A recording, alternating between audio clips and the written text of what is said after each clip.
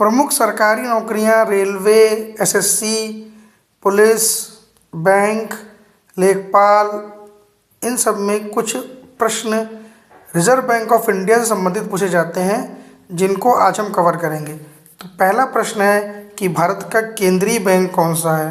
तो भारत का केंद्रीय bank reserve bank of India है। दूसरा प्रश्न है भारतीय रिजर्व बैंक की स्थापना कब हुई? तो भारतीय रिजर्व बैंक की स्थापना 1 अप्रैल 1935 को हुई। तीसरा प्रश्न है कि भारतीय रिजर्व बैंक की स्थापना किस अधिनियम के अंतर्गत हुई? तो भारतीय रिजर्व बैंक की स्थापना भारतीय रिजर्व बैंक अधिनियम 1934 के अंतर्गत हुई। ठीक है। फिर एक प्रश्न पूछा जाता है कि रिजर्व बैंक का राष्ट्रीयकरण कब हुआ? तो भारतीय रिजर्व बैंक का राष्ट्रीयकरण 1 जनवरी 1949 को किया गया था।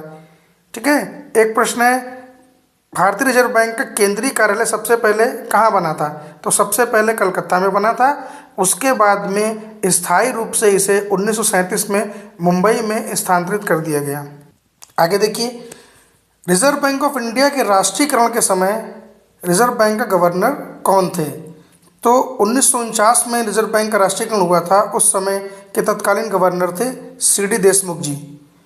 एक और प्रश्न बहुत इंपॉर्टेंट है, आरबीआई का लेखा वर्ष अकाउंटिंग ईयर कब से कब तक होता है? आरबीआई का लेखा वर्ष 1 जुलाई से 30 जून तक होता है।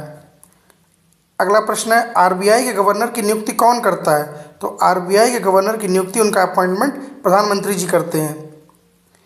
आरबीआई की स्थापना किस कमीशन की सिफारिश पर की गई? तो आरबीआई की स्थापना जॉन हिल्टन यंग कमीशन की सिफारिश पर की गई थी। ठीक है। आरबीआई के पहले भारतीय गवर्नर कौन थे? श्री सीडी देशमुख जी थे।